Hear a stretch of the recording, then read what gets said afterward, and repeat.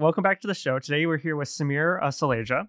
Samir is the CEO and founder of Molecule, an ETRM platform, and he's going to tell me what ETRM means.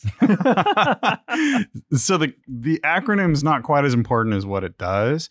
An ETRM, CTRM platform is essentially a system of record for companies that trade really any volume of energy or commodities. So it's a lot like an ERP system in terms of its breadth.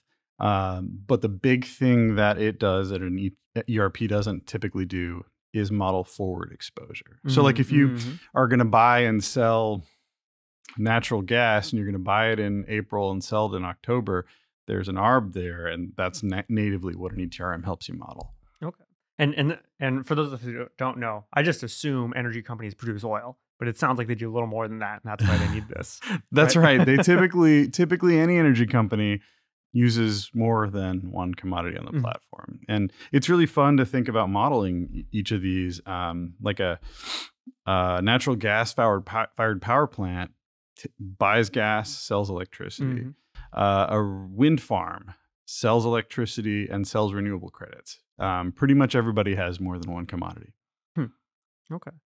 And yeah, and you mentioned earlier on that there are about 50 commodities. So could you talk about like the diversity of commodities that you're able to process within the platform and and kind of the differences between them? Yeah, sure. So when we started the company 12 years ago, we started with what we believed to be the hardest first, which was electricity. Electricity moves in 15-minute increments as opposed to maybe monthly for crude. And what's cool about it is it's mostly digitally traded, so there's a lot more standardization around it. And so it was a good place to start. However, since then, we've added everything from oil and gas to refined products, chemicals, agricultural commodities, softs, metals, precious metals, and crypto, all of which sort of act in fundamentally the same way, but power is still the hardest. Yeah. Okay. So what made you decide to then address, I guess there was probably a need for this in the market. That's right. So there were about 100 vendors in the market, all of them selling on-premise, difficult to use, single tenant software with long implementation cycles. And I thought there had to be a better way using modern tech. That was the genesis of Molecule. All right, you said a couple of words there, and us who don't know software don't know what those mean. Oh. So what does single tenant mean? What is on-premise? And how old are we that this is the technology that it was 12 years ago? Yeah. So on-premise software is typically used at big companies. Sorry, we got mechanical issues with the chairs here. On-premise software is typically used at big companies, and basically they have their own servers. And, back in the old days, you get a floppy and install the software on those servers. It's not that fundamentally different now, except that you download the software and put it on the servers. As you can imagine, for a software company, that means updating the darn thing is very hard. It's not as simple as hitting the update button on a, Word or something like that. It's far more complicated because this software does like 1,000,001 different things and is hooked up to a bunch of different other systems and things like that. So that's on-premise software. Cloud software is obviously run on a cloud server somewhere, but the distinction between single and multi-tenant is important. Single tenant is just like on-premise software, except that it's run on a cloud server instead of your own data center. But there's still one install, you got to update it, it's wired to a bunch of things. Multi-tenant software is more like Gmail. Sign up for an account, boom, it's there. The provider takes care of all of the infrastructure, and it's all shared infrastructure that's logically isolated from other customer data. And so, am I hearing Molecule is different in that it's multi-tenant, whereas everything was single tenant, implying highly customized, right? And here you're able to leverage the fact that there's commonalities in the infrastructure. That's right, and that sort of leads into why we are strong at power, because power requires so much more data. We're able to throw cloud servers at it and ramp them up when it makes sense and ramp them back down when it doesn't. Got it. Interesting. Okay. And you've been around since 2012, so doing this for about more than a decade. So tell us about your journey from when you started and where you are now. Yeah. When we started, this was in the first class of Surge Accelerator back in 2012. I envisioned where we are today as where we would be maybe the next year. So it has been a slog, but things really picked up over the last couple of years. And I think the reason it took so long is there was a lot of low volatility in the energy industry for a decade. So people weren't trading as much and interesting in new ways. And these systems have hundreds of features in them in order to make them usable by anybody. At last count, I think we have about 250 features on the platform. And we're still behind some of our legacy competitors in terms of what we can offer. Not as far behind as we were, but building 250 enterprise grade features that are required to have 5.9 percentage correctness is not an easy thing, and it took 9 years to get there before we raised a Series A, and then everything's gone fast since then. You said something interesting. There was not a lot of volatility in the energy market, and on the one hand, I'm thinking the shale industry had stuff going up and down a lot, and the way ERCOT is, like there can be points where we hit the maximum price, but you're talking about a different type of volatility. I'm talking about periods of extended volatility long enough for people to want to start new trading desks or close down new trading desks or start new companies. Like the 2014 to 2016 shale volatility, right? For example, I mean, that was just straight down. It was like for 3 months, it was just down. It was, okay, so volatility in many ways means up and down. Correct. Yeah. Right? Correct. And what drove that or drives that volatility itself? I mean, interesting things in the world drive volatility. So the Russia invasion of Ukraine, horrible and interesting at the same time. But that drove gas prices to spike in Europe, and then their response to it drove them back down, among other things. Similarly, Uri, which showed up in Houston a couple years ago, the freeze that we had. There were only a few days of volatility, but it was extremely high, enough that new companies being formed afterwards in the power markets are structurally a little bit different than they were before. So, go ahead. No, so it's a global operation. So how do you trade commodities that are maybe produced here and then sold in Europe or other parts of the world? People do them on electronic platforms, and in a lot of cases, they'll do them directly with each other with emails and instant messages, and then ultimately a PDF sent back and forth. So you're is Molecule the trading platform, or it's more of just a record for internal use? It's the record for internal use. And, if customers are on both sides of the transaction, well, then the record can be a little bit stronger. Yeah. Oh, okay. So it's a record. So is it used by both parties buying and selling? Does it have to be used by both parties, or is it just anyone can use it? It's usually just used by one party, either the buyer or the seller. Someday when we're a lot bigger, it'll be used by both. Got it. Okay. So not eBay for molecules. That's right. That's right. One of the things I wanted to go back to is you were also talking about how you could have the record, you could look at the forward exposure of risk, and that begs the question, do you provide a risk model or a forward price model, or is that something the customer gets somewhere else? That's a really great question. So for options, we have built standard industry models into the software. You can invent new option models, but fundamentally you're still using Black-Scholes in most cases, or some derivative of it, like a Kirk's approximation or something like that. So those are built into the platform for the purpose of making marks.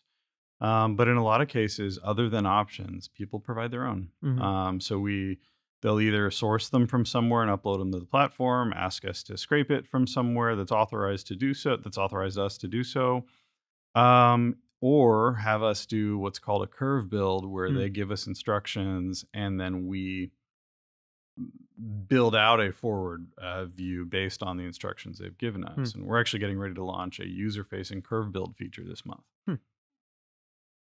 You want to tell us more about that? Yeah. So if you think, for example, that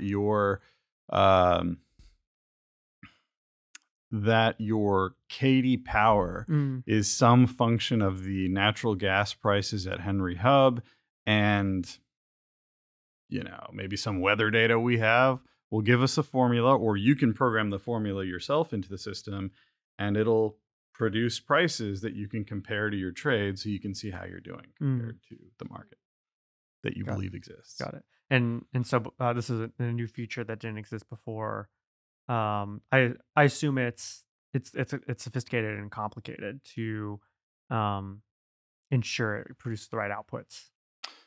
Yeah, I mean, I think everything in our system has been built from the ground up using like CI and CD, for example. So continuous integration, continuous delivery, automated testing, etc. So I think we get the stability and accuracy out of that. And certainly our customers expect a very high degree of accuracy. So, probably 99.999% accuracy. Yep. And so it has that built in. My team's going to kill me because I like to say it's just not that hard. The math doesn't seem that hard. There's not even any calculus in curve building usually. So I don't know. I don't think it's all that complex, but it's a really cool feature. Yeah. And it's that accuracy that matters. And people want to know it works every time without bugs, especially when they're trading large amounts of dollars. Yeah. So, do people use the software who don't produce the molecules or the commodities? Yeah.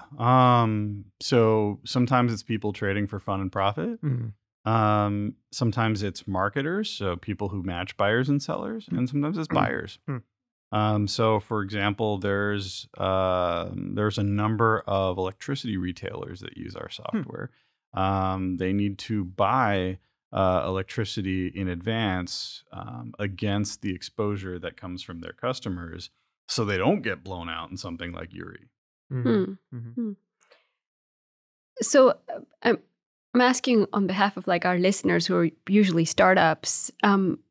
You said there were hundreds of other vendors out there. How did you break into that market? How did you start getting some of your first customers? And then how has that changed now, 10 years down the line? One foot in front of the other for years. I remember 1 month into Surge, lying down on the ground at Surge Accelerator thinking, what am I doing? This is never going to work. I've made a horrible mistake. And that was 12 years minus 1 month ago. Yeah. Was this before or after Kirk told you weren't trying hard enough? Probably both. Yes. And so, I mean, I think it was really funny. We built this cool whiz-bang feature.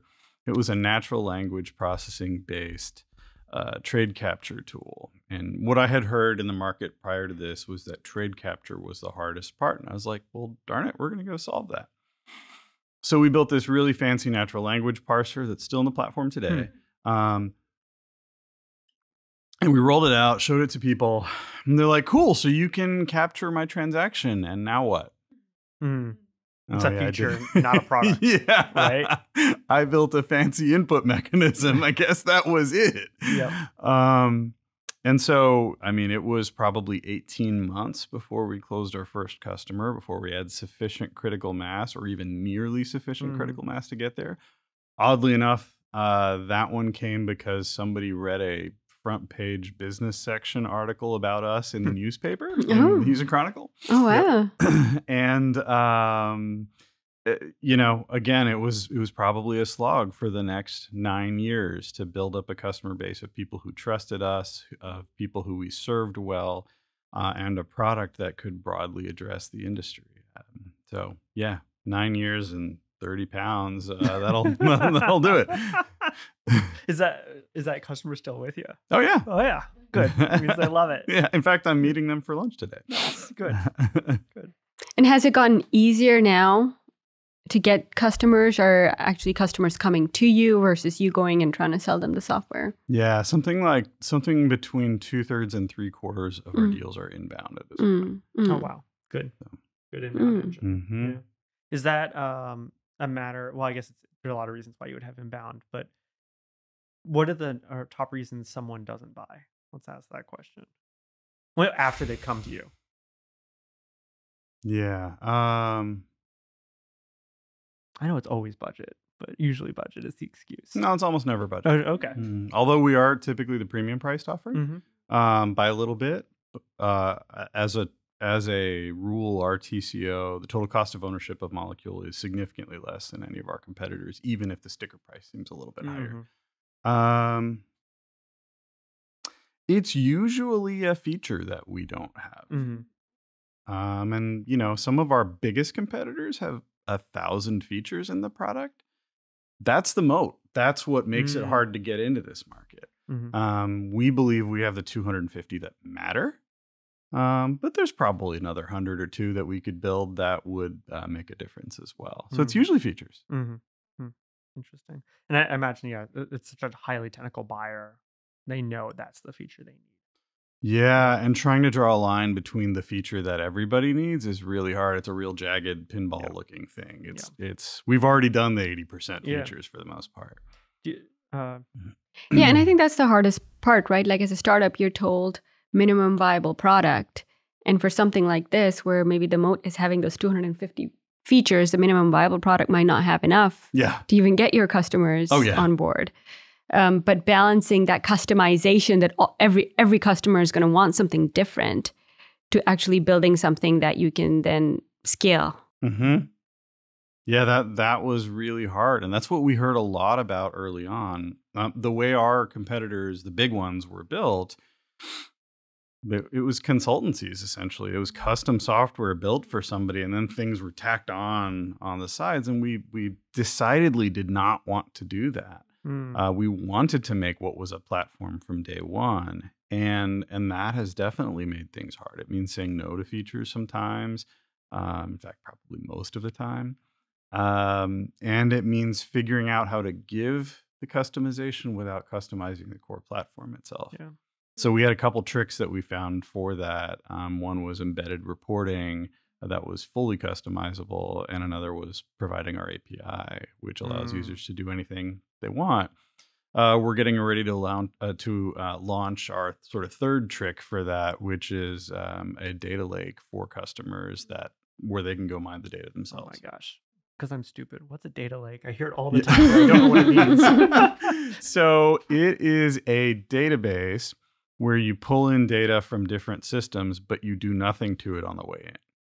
Okay, so it's raw. It's not necessarily structured, categorized. It's just there. Yeah. And what makes a data lake new or different from the way it was like data was managed before? So a data warehouse is a cleaned, structured version of all that data coming in from different systems, which makes it easier to use. But the problem is to get to minimum viable product on a data warehouse is a huge lift, whereas a data lake's like, put it's a button literally in. water. Okay. Yeah. Got it. Interesting. Okay. Good. I wanted to ask a little bit about other products you work on and really how that relates to the energy transition that we're seeing here. And I know when we were talking before the show, you said that you're seeing a lot of uptake in RECs and interest in carbon. But tell us a little bit about the future that's coming. Yeah. I think it seems like everybody is starting a carbon or renewables desk these days. This goes from oil companies to commodities companies like metals companies, maybe, to even large businesses that buy large amounts of energy.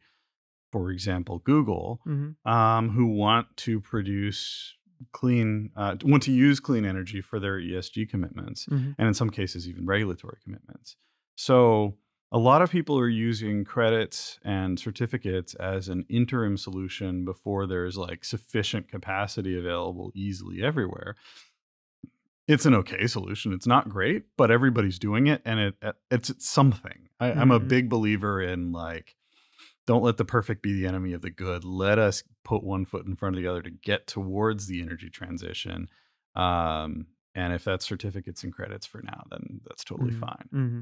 And a certificate is more on the renewable generation side, or are there other types of certificates I don't know sorts. about? Oh my gosh, tell me. Yeah. So, for example, in the U.S., there's a REC, which is an electricity retail electricities. No, I'm sorry, renewable energy certificate. It's really electricity issued by the grids. There is a RIN, which is a certificate for renewable fuel. The RIN is issued by the EPA. There's an LCFS, which is like a RIN, but issued by the state of California. Okay. There's in Europe, there's GOOs and EUA, so guarantees of origin. And I forgot what EUA certificate tells you about where something came from. It is typically, it tells you either about what the provenance of something was, or it's something issued by a government that you're required to have that represents what you can do. Okay. And so in lieu of having like a carbon credit, which I guess is more, I don't know, well-defined, like that's why we're kind of leaning on these like proxies, be it energy or alternative fuels. Obviously people are buying like carbon offsets. Like what do you think we're waiting for to kind of be able to turn on that spigot? Is there's definitively not a standard in the US, right? Who's going to develop that? This is really trying to guess the future, right? Yeah. If it's not government, like where would that kind of thing come from? If clearly industry is looking to buy it, right? Yep. And here goes that chair again. I think carbon offsets are a sort of a loaded concept because I think they're actually the weakest of the types of certificates that we described. I'm sure they are required from a regulatory perspective in some parts of the world, but in a lot of places they're voluntary. And so because there's many different registries and registry of registries that certify and issue them, there's really no quality standard there. And if you think about what a carbon credit means, it's very difficult to imagine how it could certifiably mean something. Like, for example, if you get a carbon credit for planting a tree, how do you know that tree wasn't going to be planted already? Yeah. So why should you get the credit for it unless the credit incentivized you to do something different? That's an impossible challenge. Yeah. I think there's a structure around emissions that is emerging internationally around what are called scope 1, 2, and 3 emissions. I think that is a more measurable output, where one of them is the emissions that, let me see if I got it right, that the emissions that were produced in making the thing that you have versus the emissions that you will produce, versus scope 3 being the emissions that ultimately in the entire life cycle of your thing your customer may produce. Scope 3 emissions are the hardest to calculate, but 1 and 2 are a little bit more defined. And I think, like, for example, California has headed in the direction of mandating scope 1 and 2 emissions reporting. And I think that's a direction that seems to make more sense. Yeah. And that will drive people wanting to, well, if they're reporting, then they're managing, and then they're going to want to buy offsets. Offset. Yeah, exactly. Okay. And okay, I don't know if I had a further question there. Well, you did ask about. Oh, sorry. Go ahead. You did ask about who's certifying these things. Yes. There's some big certifying bodies. The two big ones that I know about are Verra and Gold Standard. And Verra, I think, had some scandal last year where people were upset with them for certifying things they probably shouldn't have certified, and then like people lost faith in it, and then the whole market collapsed. Yes. And, so like I said, the job is hard. Yeah. Because you mentioned Google earlier, and then there are lots of these big corporates like Microsoft also who are making these net zero emission goals. And then they need to be able to buy carbon credits for the emissions that they're producing. So then they would use something like your platform to manage those carbon credits. And so, do your customers then use that one platform to manage all types of trading that they do? Or Or could they be using multiple platforms? But also, like, the thing they're buying might be a little different, because I imagine for like a lot of the carbon offsets, it's more about reporting.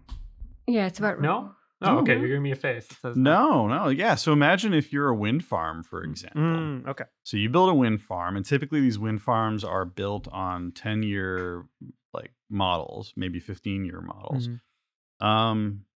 You have a model that says, I'm going to sell this much electricity from it over this period of time because I think this is what the 10-year forecast is roughly likely to be.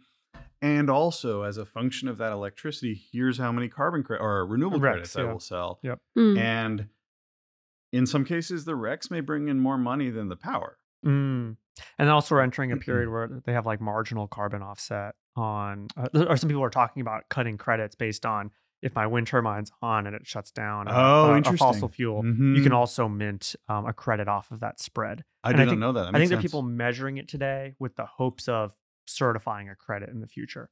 And so there'll be more of these coming. That's right. Where it could be interesting. And interestingly, like you said, the REC might be more valuable than the power. That's right. That is what it is. That's why we need these things. Yeah. We are definitely in the Wild West. Yeah. Well, I'm looking at the clock a little bit. Let's jump back to the fundraising journey, especially here in Houston.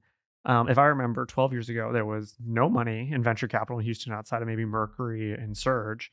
Where did you raise that first seed round? Did you have to go to like Han and like Houston Angel Network and hold out like the cap? Say, please give me money. Like, how did that work? I did, and I didn't get any money. Oh no! No, Mercury was actually the first company that believed in us. Okay, and them entering and joining our cap table opened the door for a lot of other people. So it's like they were the vote of confidence, and they've been a great partner this whole sort of 12 years since then. There were a lot of angels that entered, not through Houston Angel Network. There were people who were LPs in Surge and or other sort of venture funds in town. I did do the circuit of the count on one hand venture funds in town and didn't really get anywhere because we had a long way to go. Yeah. So there were a bunch of angels that really helped us along the way, and then I was very fortunate in that my family was able to finance a lot of it as well. So I like to say that it was one foot in front of the other for 9 years, but it wouldn't have been possible but for all of these people. Yeah. Did you ever try to like go to California and do the Sandhill Road? What was the response there? What's energy? Yeah. Yeah. Yeah. Why should we care? Why should we care? Oh, that's a niche market. Are you kidding me? It's the biggest niche market. Yep.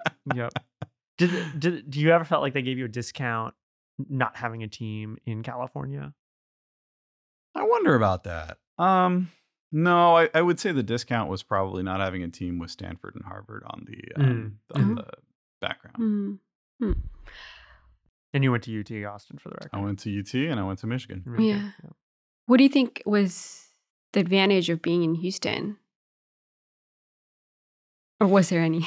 I don't know. Well, the customers are here. Yeah. Right? Yeah. I mean, the customers are here. Our first customer was in Houston. The second one was in Austin. So we were closer to the ultimate customers and sort of the ecosystem of people who could provide advice for better or for worse was here in energy. There were even a couple of ex-Enron folks who had, come in through Surge and provided advice on what not to do. Yep. That was actually one of the best talks at Surge. It was amazing. Always, yes. So, but anyways, not for the radio. That's right. I mean, but it was a very kind and well-received talk and a self-reflective talk, I thought. So that ecosystem was really the advantage. We have a strong team, but it is scattered across the U.S. Our tech stack is not a tech stack that is super commonly used in Houston. So it's not like we could find a huge ton of developers here who work using our tech. It was really the customers. So you've worked kind of remote from the beginning, hybrid. Yeah. With people spread out. Yeah. Do you think things are changing in Houston on the fundraising side? And I know you're not in the seed round stage anymore, so maybe it's it's a different world. So just sort of subjectively, I hear of a lot of seed funds getting started. So I'm really hopeful that they will actually be able to deploy cash. But then last year was one of the worst years ever for venture companies to raise cash. So I don't know that that's the case. I guess I hope that is changing. I love what the entrepreneurial community has done in Houston to at least put the vestiges of entrepreneurship into play. But you could invest $100 million into a building that's beautiful, or you could invest $1 million into 100 startups. And it seems like we're always making the first choice. That's Texas for you. I was going to say, since you're doing finance, sometimes portfolio theory is hard for people. And they like the real thing. And I think that's especially true in Houston, where people like the real assets. They like the oil well. And you show up with a software business with a J curve that goes down for a while. The question is, where's cash flow? Right? So I definitely understand that mindset, or I understand its origins, but it doesn't necessarily mean it jives with the forward prediction curve that we need to have for energy, right? That's right. And so as a startup in Houston, you're stuck between a rock and a hard place where if you're not doing physical assets and Silicon Valley doesn't love you, there you go. Yeah. So what do we need to do to convince Silicon Valley to love us? We need some more success stories. There we go.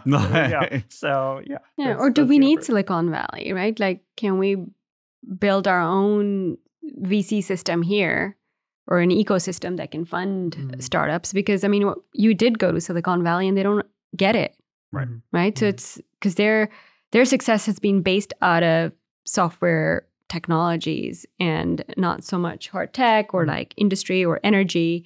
So it's also kind of leveraging the industry that we have here, but then building an ecosystem around that allows for startups to thrive. I mean, clean tech is the place for it, right? Yeah. Houston has the absolute right to be the world leader in clean tech. We have everybody who knows anything about energy.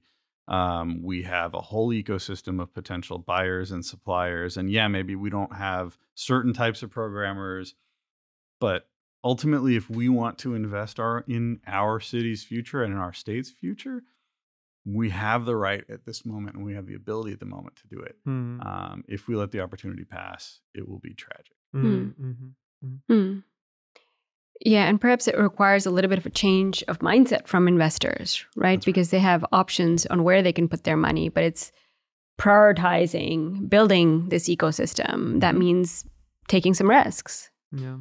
Absolutely. And I think it means taking risks likely in places that are sort of unfortunately politically charged here. Like, okay, well, we can go fight about whether climate change is real while California runs off with the energy ecosystem. That would be silly.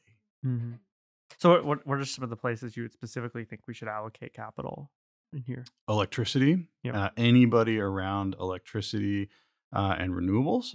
I think it's stuff that we understand extremely well, especially like the big hardcore tech around it, right? The turbines and the panels and the batteries and also the thermal gen, like all of that together.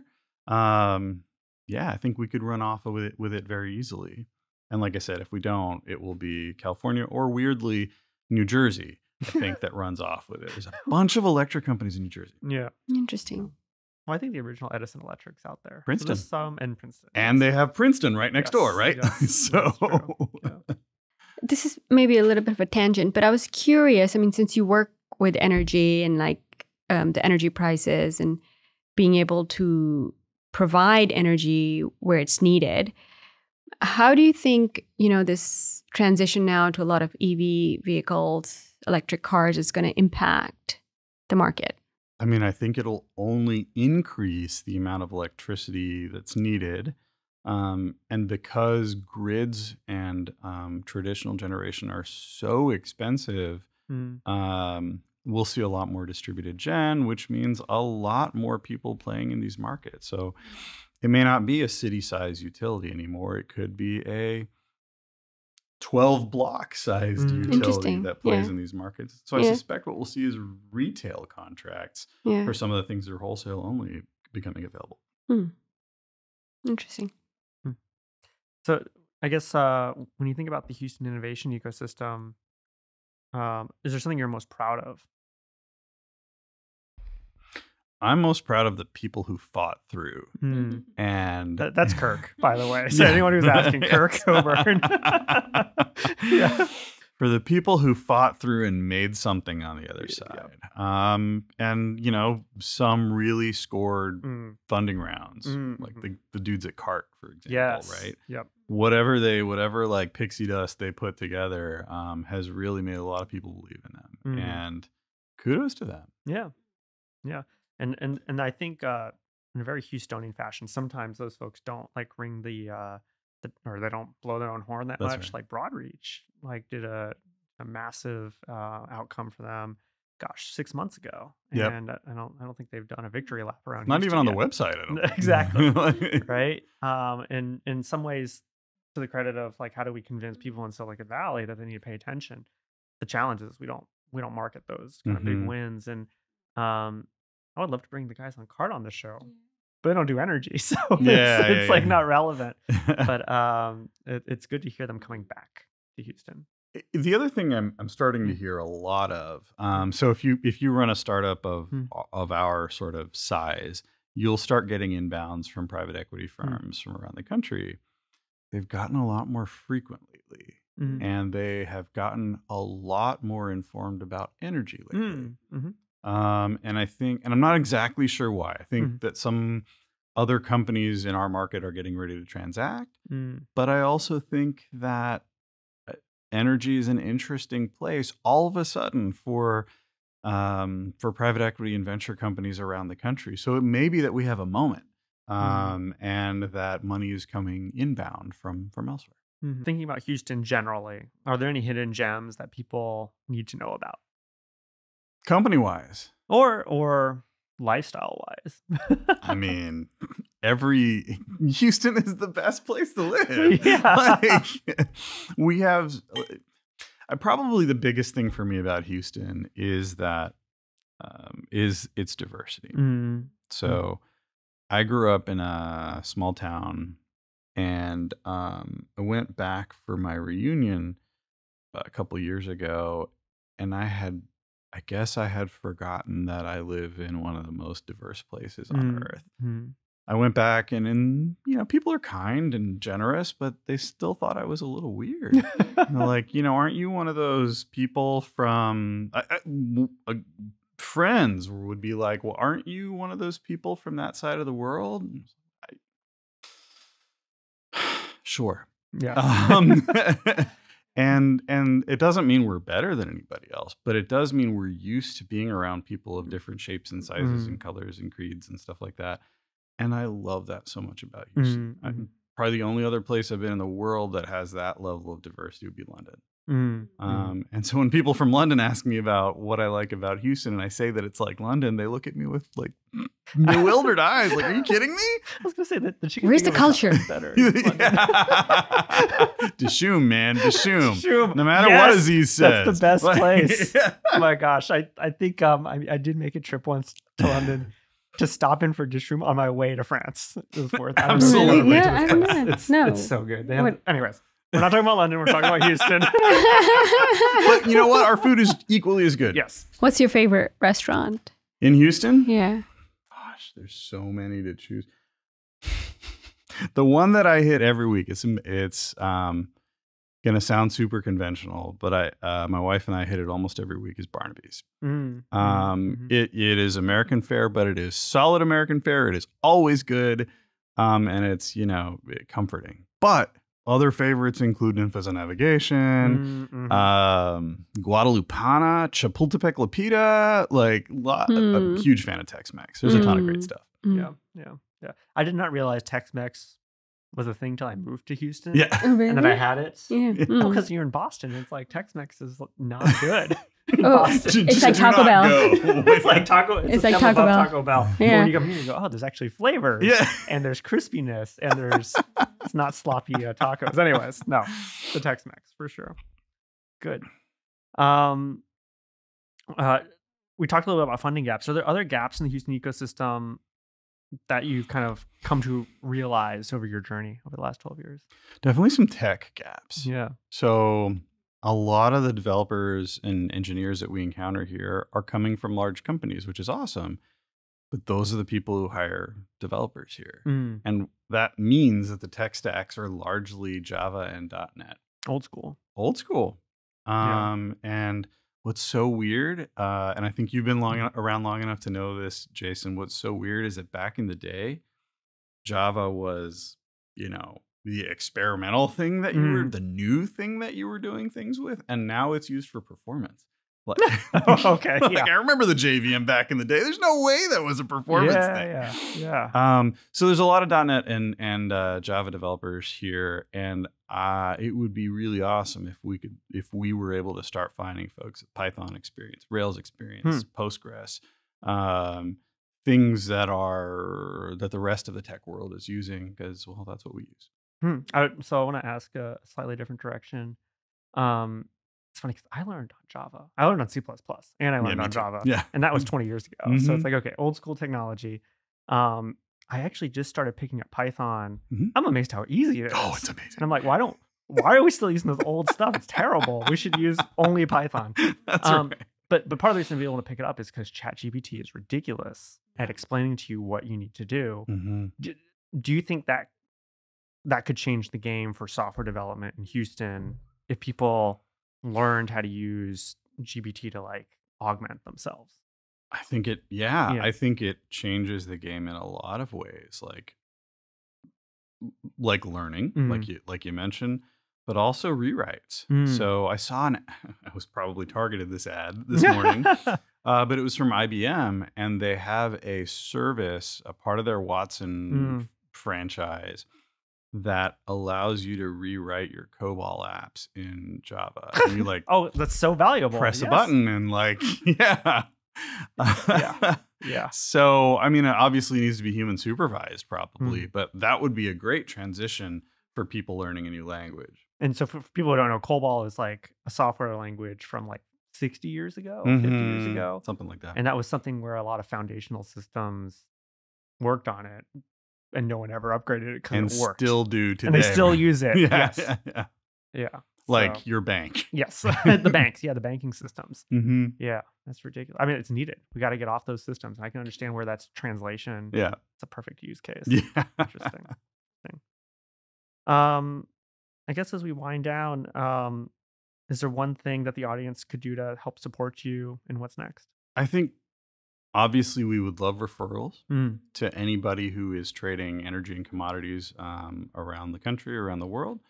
I think, remembering us as a Houston tech company and supporting us the way you would any other Houston tech company, that's really all I could ask for. We love Houston. We love being here. No plans to move anytime soon. And whatever we can do to support the Houston tech ecosystem, we'll be happy. Awesome. Good. How can they reach out to you and learn more about your work? Yeah, just hit me up on LinkedIn. You can look at my name on LinkedIn, send me a message. Happy to help.